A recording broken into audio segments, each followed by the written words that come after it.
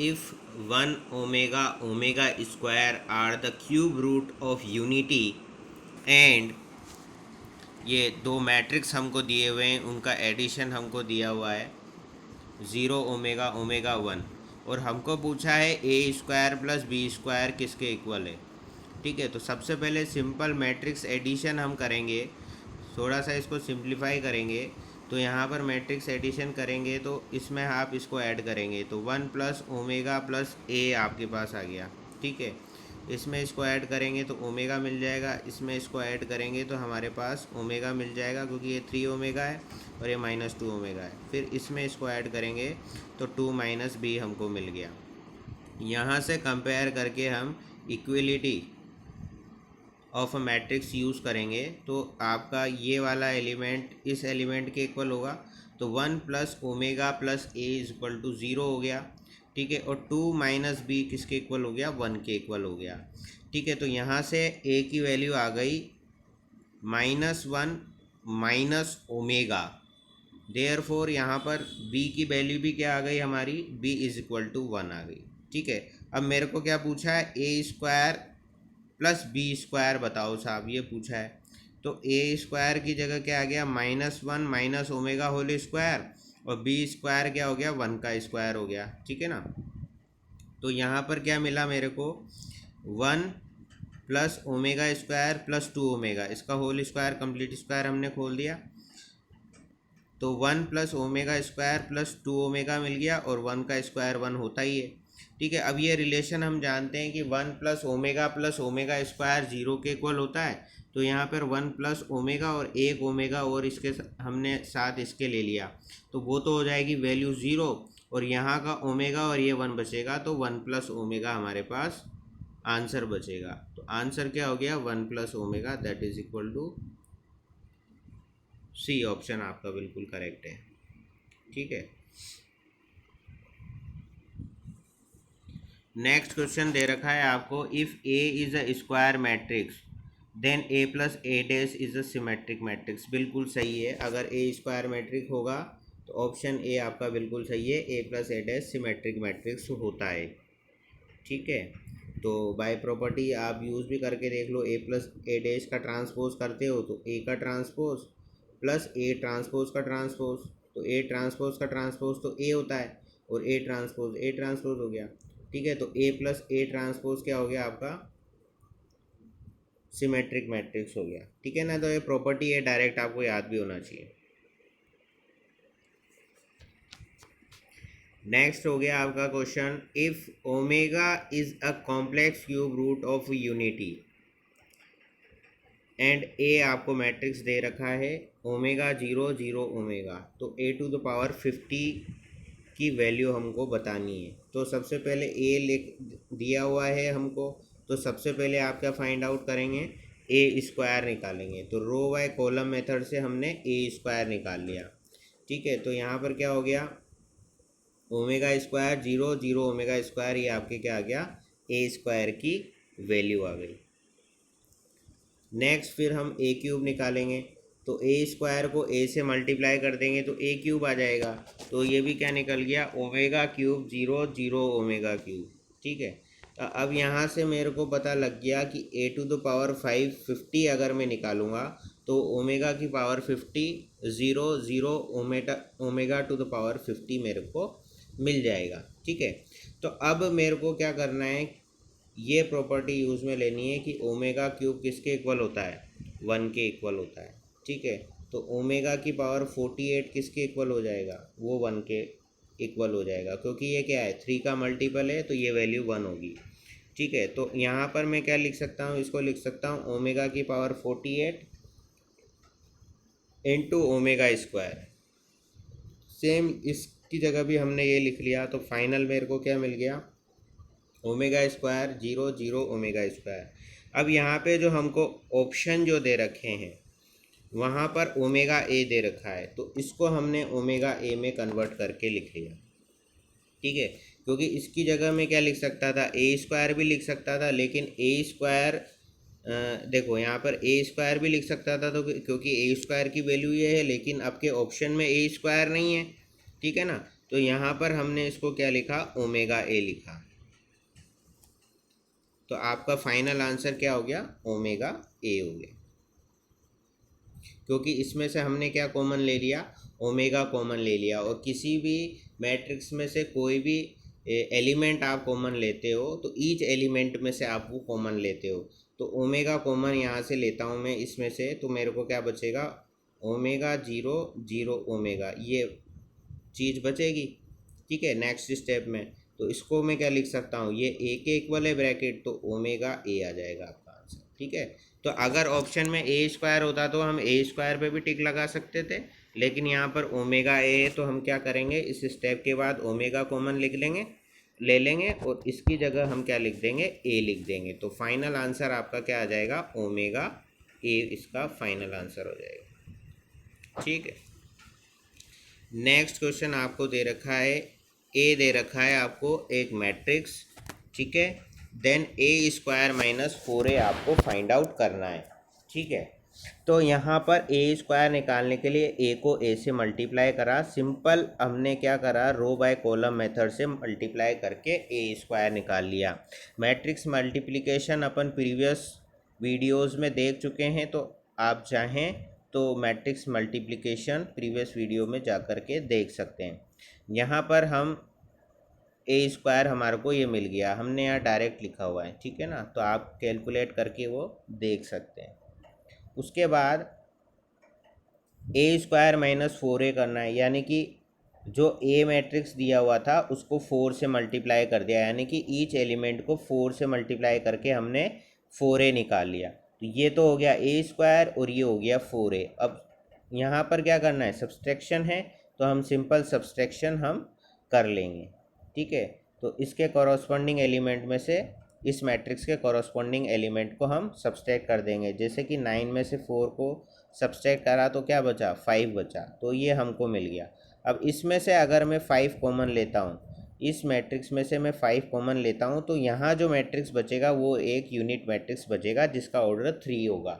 इसलिए हमने 5 तो ले लिया कॉमन, और यूनिट मैट्रिक्स जो बच रहा है उसकी जगह हमने लिख दिया I3, और यही हमारा आंसर हो गया।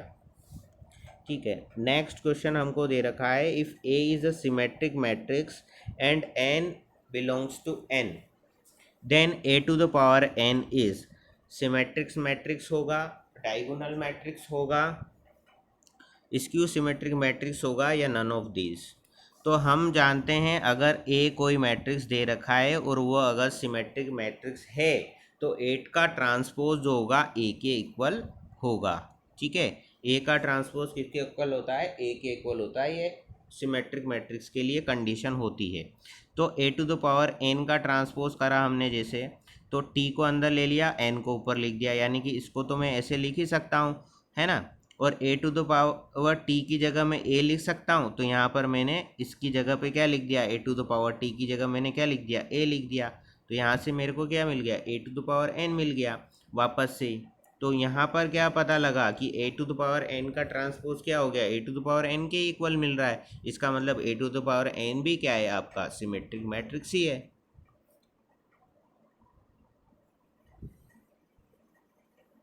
नेक्स्ट क्वेश्चन, आपको एक मैट्रिक्स ए दे रखा है और ट्रेस ऑफ ए मैट्रिक्स निकालना है। तो ट्रेस ऑफ ए मैट्रिक्स मैं बता चुका हूँ कि ट्रेस ऑफ मैट्रिक्स क्या होता है, जो डायगोनल के एलिमेंट होते हैं उनका सम करना होता है हमको ट्रेस ऑफ अ मैट्रिक्स में। तो ये आंसर आपके पास आ जाएगा ऑप्शन नंबर ए, 17 बन रहा है। देखो 9 और 1 10, 10 प्लस 7 कितना हो गया, 17 हो गया। तो ऑप्शन ए आपका आंसर हो गया। ट्रेस ऑफ अ मैट्रिक्स में क्या करते हैं, हम डायगोनल एलिमेंट्स का सम कर देते हैं।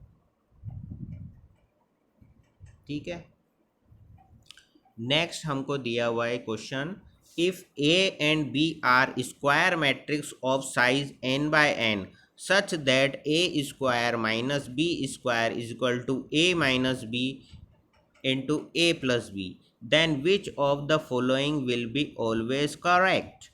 ए B is equal to B A, either A or B is zero matrix, either A और B is identity matrix, and A is equal to B। ये 4 ऑप्शन हमको दे रखे हैं। तो ये कंडीशन हमको दे रखी है, तो इसको हम मल्टीप्लाई करेंगे तो ए स्क्वायर आ जाएगा, ठीक है। फिर उसके आगे यहाँ से बी स्क्वायर आ जाएगा, फिर ए भी आ जाएगा, माइनस बी आ जाएगा, ठीक है। मल्टीप्लाई करके हमने लिख दिया इसको। अब यहाँ पर ये इसके इक्वल कब होगा, जब ए बी बी ए के बराबर होगा तभी इक्वल होगा, इसलिए क्या हो गया, ऑप्शन नंबर ए आपका करेक्ट आंसर हो गया।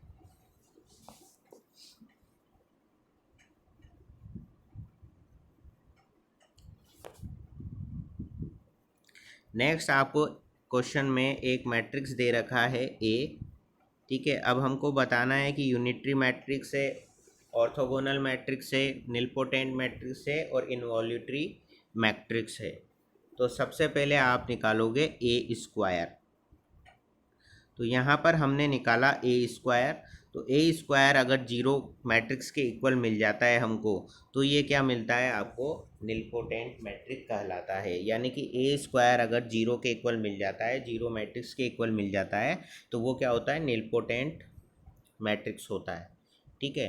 तो यहाँ पर हमने simple row by column method से जो है मल्टीप्लिकेशन किया है,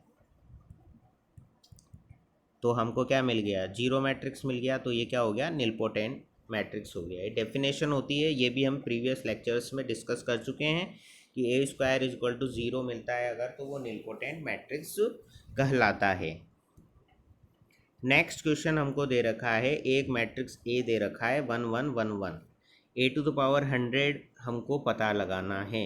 तो हम क्या करेंगे, सेम वही ए स्क्वायर सबसे पहले हम निकालेंगे, रो बाय कॉलम मेथड से मल्टीप्लिकेशन करेंगे और यहाँ पर 2 2 2 2 आ जाएगा। जैसे आपका क्या आ गया, 2 2 2 2 ये आ गया। अब इसमें से 2 अगर कॉमन ले लूँगा तो क्या मिलेगा, 1 1 1 1, इस तरीके की स्टेप आ जाएगी। तो ये स्टेप हमने यहाँ लिख दी, और 1 1 1 1 ये मैट्रिक्स क्या है आपका, ए है, तो ये 2a के इक्वल हो गया। क्लियर। तो यहाँ से हमको क्या पता लग गया कि ए स्क्वायर जो है वो 2a के इक्वल आ रहा है। फिर अब हमने क्या करा, ए टू द पावर 4 निकाला, तो उसको क्या लिख सकता हूँ, 2a इंटू 2a लिख सकता हूँ। तो यहाँ से क्या आ गया, 4a स्क्वायर आ गया, और ए स्क्वायर की जगह में क्या लिख सकता हूँ, 2a लिख सकता हूँ। तो 4 इंटू 2a क्या हो गया, 8a हो गया, और 8 को मैं क्या लिख सकता हूँ, 2 टू द पावर 8 3 लिख सकता हूँ। 8 को हम क्या लिख सकते हैं, 2 टू द पावर 3 लिख सकते हैं, और a का a ही आ गया, ठीक है ना। तो 8 को हम क्या लिख सकते हैं, 2 टू द पावर 3 लिख सकते हैं, और a का a ही आ गया। तो अब यहाँ से देखो, जब यहाँ a स्क्वायर है तो यहाँ 2a है, यहाँ a टू द पावर 4 है तो यहाँ 2 क्यूब इंटू a है, ठीक है। तो सिमिलरली अगर हम देखें a टू द पावर 8 तो 2 to the power 7 into a होगा। अब वो हमसे क्या पूछ रहा है, a टू द पावर 100 पूछ रहा है, इसका मतलब वो किसके इक्वल होगा, 2 टू द पावर 99 इंटू ए के इक्वल होगा। तो यही हमारा क्या है, करेक्ट आंसर है, ठीक है। अब अगला क्वेश्चन हमको दे रखा है जहाँ पर ओमेगा नॉट इक्वल टू 1 है, और वो क्या है, क्यूब रूट ऑफ यूनिटी हमको दिया हुआ है, ठीक है। और ए की वैल्यू हमको ये दे रखी है, ठीक है, 1 plus 2 omega to the power 100 plus omega to the power 200, omega 1 1, मतलब ये डायगोनल की जो एलिमेंट है वो आपके क्या हैं, सेम है, ठीक है। यहाँ पर भी ओमेगा की पावर 200 ही है, ठीक है ना, ये चीज़ ध्यान रखिएगा। और 4 ऑप्शन आपको दे रखे हैं, ठीक है। अब इसको थोड़ा सा सिंप्लीफाई करा, जैसे ओमेगा की पावर 100 को मैंने ओमेगा लिखा, क्योंकि omega to the power 99 into omega लिख सकता हूँ, और ओमेगा टू द पावर 99 किसके इक्वल होगी, 1 के इक्वल होगी, क्योंकि ओमेगा क्यूब क्या होता है, 1 होता है, ठीक है। तो ये वैल्यू क्या आ गई, ओमेगा के इक्वल आ जाएगी। तो ओमेगा की पावर 100 की जगह मैं क्या लिखूँगा, ओमेगा लिखूँगा। सिमिलरली ओमेगा की पावर 200 आपको दे रखा है यहाँ पर, तो इसकी जगह मैं क्या लिखूँगा, ओमेगा स्क्वायर में लिखूँगा, ठीक है। तो आप करके देख लो, क्योंकि ओमेगा की पावर 198 इंटू ओमेगा लिख सकते हैं हम, ओमेगा टू द पावर 200 को हम ये लिख सकते हैं। तो यहाँ से ओमेगा स्क्वायर हमको मिलेगा, क्योंकि ये वैल्यू तो आपकी क्या हो जाएगी, 1 हो जाएगी, क्योंकि इसकी पावर 3 की मल्टीपल में होगी ना, और हम जानते हैं ओमेगा क्यूब 1 होता है। तो पहले हमने उसको सिंप्लीफाई करके लिख लिया। तो यहाँ क्या आ गया, 1 plus 2 omega plus omega square आ गया इस टर्म की जगह पर। डायगोनल में तीनों में सेम है तो हमने वही चीज़ कर दी, ठीक है ना।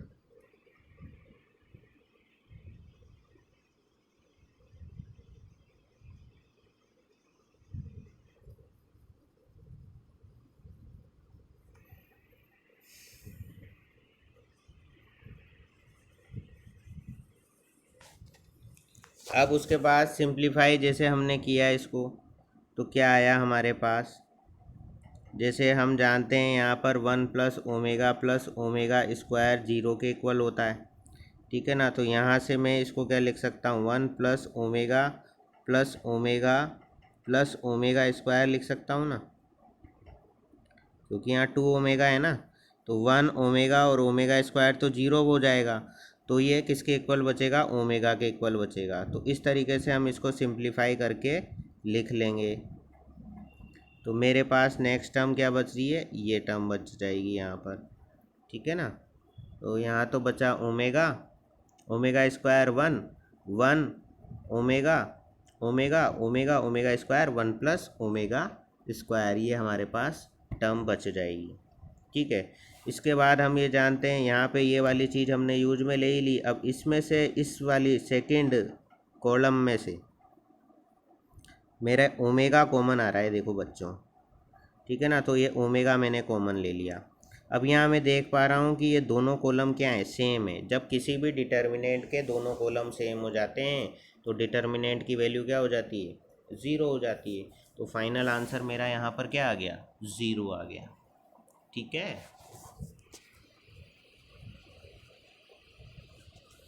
उसके बाद हमको दे रखा है if A is equal to 3 4 5 7 then A adjoint of A is equal to.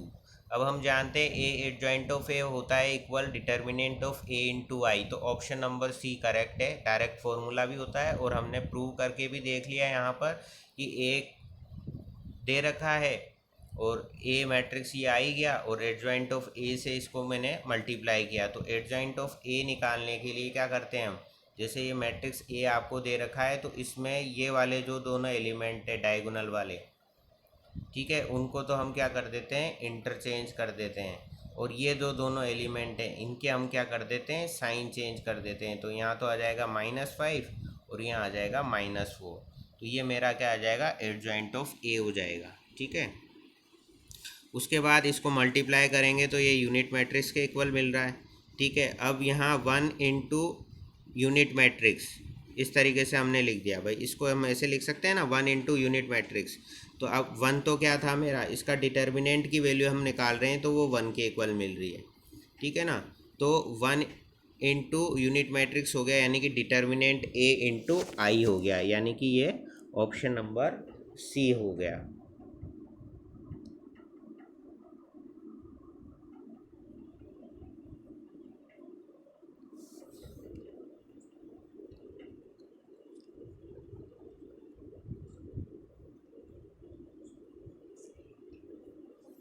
If A is a matrix of 3 such that A adjoint of A is equal to 10I, then adjoint of A is equal to, ठीक है। तो यहाँ हमको क्या दे रखा है, A adjoint of A हमको दे रखा है, A adjoint of A हमको दे रखा है 10I के इक्वल दे रखा है, ठीक है।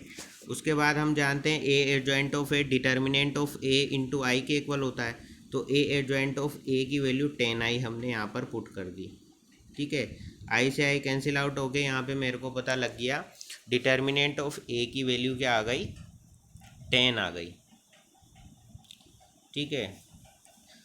अब हम ये फॉर्मूला भी जानते हैं कि एडजॉइंट ऑफ ए का डिटर्मिनेंट किसके इक्वल होता है, determinant of A to the power n-1 के इक्वल होता है। और यहाँ पे ऑर्डर ऑफ अ मैट्रिक्स 3 दे रखा है तो determinant of A to the power 3-1 हो गया। और डिटर्मिनेंट ऑफ ए की वैल्यू हमको 10 दी हुई है, यानी कि 10 का स्क्वायर किसके इक्वल हो गया, 100 के इक्वल हो गया, ठीक है। Easy question. नेक्स्ट क्वेश्चन हमको दे रखा है if A is a square matrix of order n by n then adjoint of a is equal to, ये भी डायरेक्ट प्रॉपर्टी है तो आपको याद रखनी है कि एडजॉइंट ऑफ a किसके इक्वल होता है, determinant of a to the power n-2 into a के इक्वल होता है। तो डायरेक्ट आप आंसर टिक लगा सकते हैं, ठीक है, यानी कि option number C.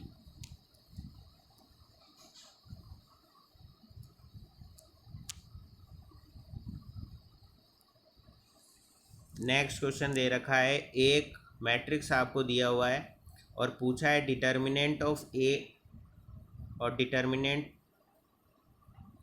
Of adjoint of ए, ठीक है ना, इज इक्वल। तो ए जो मैट्रिक्स दिया हुआ है इसका डिटर्मिनेंट की वैल्यू निकाली तो वो a³ आ रही है, ठीक है, और यहाँ पर हमको पता है कि एडजॉइंट ऑफ ए का डिटर्मिनेंट हम करते हैं तो determinant of a to the power n-1 होता ही है, ठीक है, उसमें हमने दोनों तरफ डिटर्मिनेंट ऑफ a का मल्टीप्लाई कर दिया। तो यहाँ से हमको क्या पता लगा कि ये डिटर्मिनेंट ऑफ a की पावर n के इक्वल ही मिलेगा, ठीक है ना, पावर से बेस सेम होता है तो पावर ऐड हो ही जाती है। तो यहाँ से हमको पता है कि डिटर्मिनेंट ऑफ a की वैल्यू क्या है, a³ है, तो a³ की पावर n हो गया तो a to the power 3n हो गया ये, ठीक है। तो यहाँ पर आपका ऑप्शन नंबर ए आंसर हो गया। Next, if a is the order of 3/3 matrix, मतलब a का ऑर्डर 3/3 मैट्रिक्स का, a एक मैट्रिक्स दे रखा है जिसका ऑर्डर 3/3 है और डिटर्मिनेंट ऑफ ए 6 दे दिया और 2 वाइस ऑफ एडजॉइंट ऑफ ए का डिटर्मिनेंट की वैल्यू इसने पूछी है।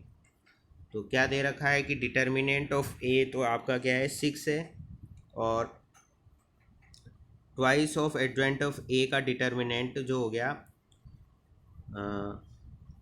ट्वाइस ऑफ क्यूब और डिटर्मिनेंट ऑफ एडजॉइंट ऑफ ए, ठीक है। तो 2 का क्यूब तो क्या हो गया 8 हो गया, 2³ दैट इज इक्वल टू 8 और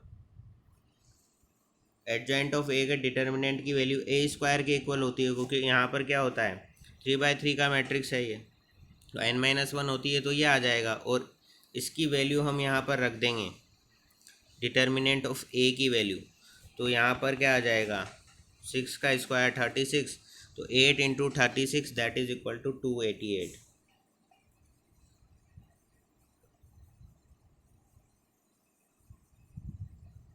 ठीक है। तो यहाँ पर ये भी हमने फॉर्मूला यूज़ किया है, यहाँ पर जो भी ये कोफिशिएंट होता है आपका, जैसे यहाँ पर 2 कांस्टेंट है तो यहाँ 2 तो ये आएगा ही सही और इसका जो ऑर्डर है वो हम पावर में लिखेंगे, जैसे ऑर्डर 3 है ना इसलिए यहाँ पर 2 की पावर लिखा है हमने, ठीक है।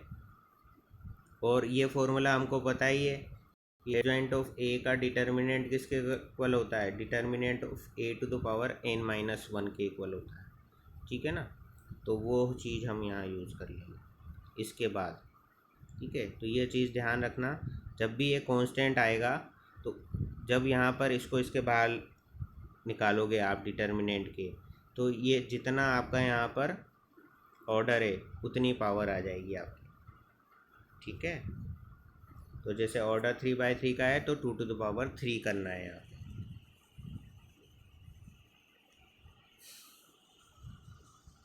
नेक्स्ट, एक मैट्रिक्स आपको दे रखा है और पूछ रहे हैं कि ये इन्वर्टिएबल है क्या। तो इन्वर्टिएबल की ये कंडीशन होती है कि इसके डिटर्मिनेंट की वैल्यू नॉट इक्वल टू 0 होना चाहिए, ठीक है। तो हमने इसके डिटर्मिनेंट की वैल्यू निकाल लेंगे और वो अगर नॉट इक्वल टू 0 आ रही है तो वो इन्वर्टिएबल होगा, तो उसके लिए हमारी लैम्डा की वैल्यू आ रही है -17, इसलिए आंसर क्या आ गया आपका ऑप्शन नंबर ए, ठीक है। तो डिटर्मिनेंट की वैल्यू निकालने के लिए आप डिटर्मिनेंट का वीडियो देखें, उसमें हमने 2/2 का डिटर्मिनेंट भी निकालना सिखाया हुआ है और 3/3 का डिटर्मिनेंट भी निकालना सिखाया हुआ है, ठीक है। तो इन्वर्स तभी पॉसिबल होता है जब कोई भी मैट्रिक्स जो होता है वो नॉन सिंगुलर होता है और नॉन सिंगुलर की कंडीशन होती है determinant of A not equal to 0, ठीक है। तो ये कंडीशन हम यहाँ पे यूज़ कर रहे हैं, तभी आपका मैट्रिक्स जो होगा इन्वर्स होगा। तो ये कंडीशन यूज़ करके जो डिटर्मिनेंट है उसका 3/3 की फॉर्म में जो दिया हुआ है इसको हम रो 1 के करस्पॉन्डिंग एक्सपेंड कर रहे हैं। तो यहाँ लैम्डा को छोड़ा, फिर इस रो और इस कॉलम को छोड़ेंगे। ये जो होगा 0 को 2 से मल्टीप्लाई करेंगे तो 0 आएगा, और 1 को 1 से मल्टीप्लाई करेंगे तो माइनस का 1 लिखेंगे हम यहाँ। फॉर्मूला इस तरीके से चलेगा। फिर बीच में माइनस आता है, ये -1 यहाँ पे लिखेंगे तो ये प्लस का 1 हो जाएगा।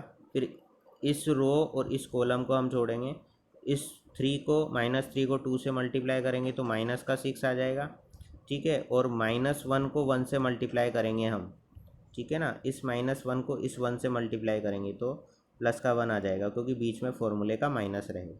फिर प्लस का 4 ये आ गया। फिर इस रो और इस कॉलम को हम छोड़ेंगे तो -3 और ये वाली चीज़, तो ये 0 से मल्टीप्लाई करने के बाद 0 ही हो जाएगा, तो -3 -0 आ जाएगा, ठीक है। सिंप्लीफाई करने के बाद यहाँ से हमारे को लैम्डा की वैल्यू नॉट इक्वल टू -17 मिल रही है, यानी कि option number A is a correct answer of the given question.